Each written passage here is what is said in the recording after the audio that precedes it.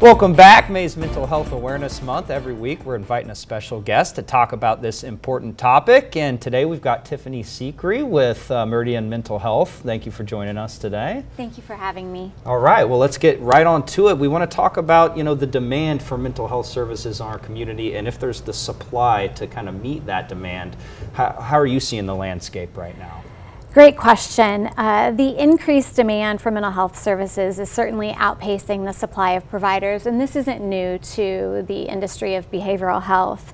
But a recent survey conducted by the National Council for Mental Wellbeing reported that 83% of behavioral health workforce believes providers will not be able to meet the growing demand. Additionally, projections indicate the industry will face a shortage of 31,000 workers by the year 2025. Wow. And a 2021 article published by USA Facts estimated that 122 million Americans, which is approximately 37% of our US population, lives in areas with a mental health professional shortage. So it's certainly impacting our ability in behavioral health to meet the need of the patients who are seeking services. So how's this affecting the industry's ability to attract, retain, recruit that talent that's so desperately needed right now? Well, certainly it does have an impact, and I'll start with the retention of the current workforce.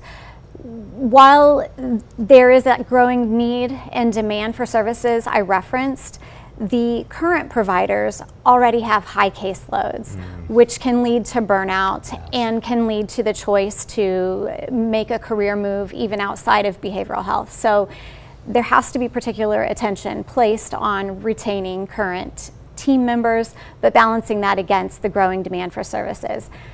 And then when it comes to recruitment, it's also a challenge to recruit into the field of behavioral health because you are competing with other industries outside of healthcare where they may offer comparable compensation packages, not require formal education, and not lend to the type of burnout and compassion fatigue that we often see in behavioral health.